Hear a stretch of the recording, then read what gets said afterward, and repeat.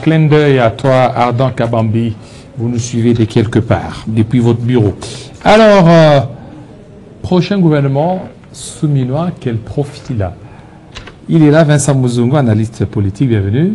Merci beaucoup, Jean-David Kilolo. C'est toujours un régal d'être devant vous. Plaisir, partagé. Ouais, un grand plaisir. Alors, dans le gouvernement, il y a deux noms qui circulent, mais il y a entre autres la ministre Nathalie Aïza-Mounana, le ministre Louis Wantoum. On commence par la ministre Nathalie Aïza-Mounana.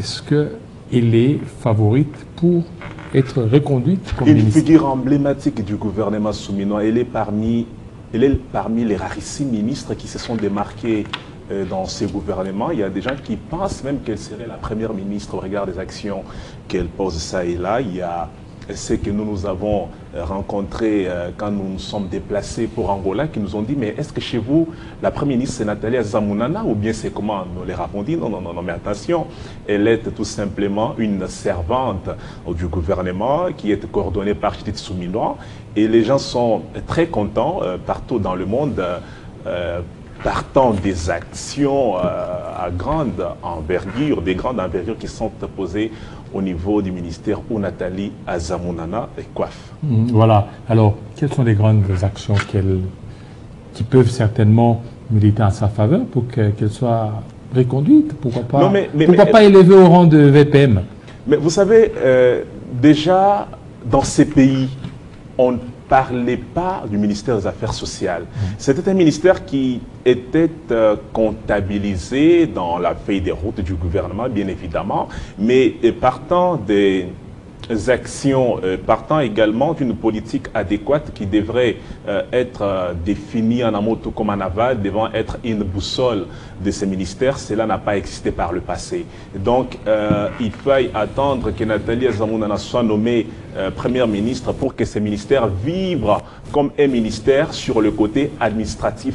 Je ne voudrais pas faire le pléonasme de ce que j'ai toujours dit partant de la politique basée sur les catastrophes naturelles qui a été cependant conjuguée au temps présent au niveau de ces ministères. Mais non seulement cela, regardez le côté de l'humanitaire, c'est là où le bas blesse parce que Nathalie Aïza-Mounana n'a pas donné sa langue au chat. Elle est comme un commando sur terrain. Partout où ça brûle, et partout où les Congolais ont des problèmes, elle est toujours présente. Quand vous dites quels sont les critères ou quels sont les éléments existentiels pouvant faire qu'elle soit reconduite, mais regardez le côté managérial. Regardez également ce qui s'est passé en Mbuji-Mayi. Vous savez, l'argent des Congolais a été détourné par des Congolais. Et le président Tshisekedi n'était pas d'accord avec cette façon de faire. C'est comme ça que Nathalie Aïza-Mounana a été instruite par l'institution président de la République pour se dépêcher en Mbuji-Mayi, voir les victimes des Bipemba qui passaient nuit dans des conditions très dramatiques. C'est comme ça qu'elle est arrivée et elle a apporté du sourire. Mais quittons Mbuji-Mayi et faites un tour dans le Haut-Katanga, dans la commune de Bipemba, où le gouvernement provincial est inactif et inaudible face aux concitoyennes et concitoyens qui passent la nuit également à la Belle Étoile dans la commune de Bipemba, Mbuji-Mayi. Et il aurait fallu encore pour une seconde fois que Nathalie Aïza-Mounana soit vite fait contacter pour descendre et voir les conditions macabres dont est victime ses concitoyens, n'est-ce pas, pour que le gouvernement central soit directement touché et interpellé à l'ordre. Mais hormis cela, avant que Rutshuru Masisi et j'en passe soient récupérés par des rebelles du M23, vous savez, le travail de fond qui a été fait où Nathalie Aïza-Mounana livrait une bataille éloquente pour la récupération de certaines concessions appartenant au ministère des Affaires sociales, des concessions qui ont été spoliées par des gens qui autrefois étaient des officiels. Il y a contraste dans ce genre d'événements. Donc, la reine de Kipushi... Donc, elle a beaucoup travaillé pendant ces 6 mois au gouvernement. Elle a marqué de son empreinte. Elle est inégalable en termes des actions. Et puis, parce que quand on est nommé ministre c'est pas un fauteuil, c'est pas un privilège, c'est tout simplement un défi à relever. Et la plupart des ministres sont très amorphes. Pourquoi? Parce qu'ils sont dépendants de ce que le gouvernement de la République doit mettre en leur fonction ou en place pour qu'ils bougent ça et là. Mais vous avez Nathalie Aziza Mounana, même si ça fait trop de citer son nom, mais c'est parce qu'elle est une meilleure joueuse du gouvernement, on ne peut que citer son nom. Elle a apporté dans le gouvernement un tonisme. C'est quoi les tonismes? Ce que dans sa gibecière, il y a également les partenaires privés qui ont toujours accompagné la fondation Calixte Mounana. Et c'est comme ça que quand des gens somnolent et ne savent pas quoi faire pour le bien-être du Congolais, vous avez ces ministères qui vibrent. Comme qui dirait que Nathalie Aziza Mounana a l'argent à tout moment. Non, elle n'a pas l'argent à tout moment. Elle n'a pas l'argent, elle se bat. Mais elle a tout simplement une grande vision basée sur l'entrepreneuriat et par le fait qu'elle a 36 ans dans l'humanitaire. Elle a des partenaires multilatéraux qui ont toujours accompagné la fondation et ces partenaires ont également validé de travailler avec elle puisqu'elle est au gouvernement et elle est crédible dans les concerts des nations par le fait qu'elle a été reconnue dans les grandes institutions mondiales, pour ne pas parler de l'action récente au niveau des CULPAC qui a élevé Nathalie Aziza Mounana au rang des grands cordons. Par le passé, quand nous l'avions comparé... de la paix et servante de l'humanité. Quand nous l'avions comparé par le passé à Mère Teresa, il y a des gens qui nous ont jeté des colibés pensant que nous étions en train de flatter, mais quand j'ai vu le musée des CULPAC où Nathalie Aziza Mounana est élevée au rang des grands cordons. J'ai vu également au musée, il y avait Desmond Tutu, ces grands prophètes, Nelson Mandela. Il y avait Emmanueli, la sœur Emmanueli, qui a fait également un travail énorme. Elle avait quitté même la congrégation pour aller enseigner en Égypte. Et à l'époque, je me rappelle, le président Moubarak l'avait donné même une nationalité. Et c'est dans ces musées que Nathalie Aziza Mounana figure également. J'ai fait des investigations pour savoir pourquoi elle a été élevée à ces rangs. Mais c'était tout simplement au regard des actions qu'elle a eu à mener. Pas comme femme politique, mais avant qu'elle devienne politique, elle était déjà dans l'humanitaire. Et posons la question aux veuves des militaires, aux orphelins de guerre. Posons la question également aux familles trisomiques. Ils vont vous dire que c'était pour une première dans ces pays, qu'une journée qui leur a été dédiée, qu'une ministre du gouvernement vienne avec un message de consolation, un message de paix. Vous savez, à Kinshasa, les enfants qui souffrent de la trisomie 21, on les appelle des Ndoki. Passez-moi cette expression. Ce sont des enfants qui ne sont pas acceptés dans l'environnement, voire scolaire ou universitaire. Ils sont toujours jetés par la poubelle de l'histoire. Mais voilà le grand cœur qu'a cette dame. Elle vient en enseignante moderne pour dire au monde, nous devons les aimer et nous devons favoriser l'inclusion. Voilà. Alors, pour terminer, dossier Nathalie Aziza Mounana, elle a eu aussi à tout faire pour s'impliquer dans les dialogues en recevant le 26 femmes leaders de différentes provinces. Elle a une passerelle, elle a un numéro qui est resté le même depuis qu'il a commencé la fondation Calixte Mounana. Elle est accessible par tout le monde. Et ces femmes ont toqué la porte de la plupart des ministères. Malheureusement, les portes ont été toujours fermées. Mais quand ils sont arrivés auprès de Nathalie Aziza Mounana, la brèche était ouverte. C'est comme ça qu'elle a validé la feuille de route de ces femmes pour l'amener auprès du gouvernement. Ainsi donc, le dialogue est accepté. Le gouvernement de la République va dialoguer avec les fauteurs de troubles. Voilà, fauteurs de troubles, merci.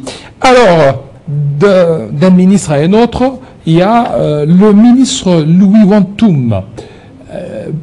Beaucoup d'accusations au niveau des ANADEC, au niveau des APROSEM, et qu'il aurait nommé quelqu'un beaucoup plus de sa famille comme PCA. Alors, il y a beaucoup de fake news dans ces pays et nous regrettons ces journalismes à des balles qui privilégient tout simplement les sommes d'argent que certains journalistes doivent aller et prendre auprès de certaines autorités pour venir, n'est-ce pas, tirer à boulet rouge sur des personnes qui font un travail remarquable. Louis Watoum Kabamba, au niveau déjà de l'ANADEC, il a tout simplement été informé qu'il y avait un climat délétère qui régnait entre le conseil d'administration de l'ANADEC et le DG. Le conseil d'administration, dans son rapport, accuse le DG d'avoir commis beaucoup de griefs et beaucoup de bavures, notamment une gestion opaque, pour ne pas parler des détournements. On parle également d'un dysfonctionnement qui ne dit pas son nom, qui est installé par le DG. C'est comme ça que le conseil d'administration de l'ANADEC a pris tout simplement acte d'un comportement qui n'a pas favorisé le climat de paix devant régner dans cette structure qui travaille également pour les entrepreneurs.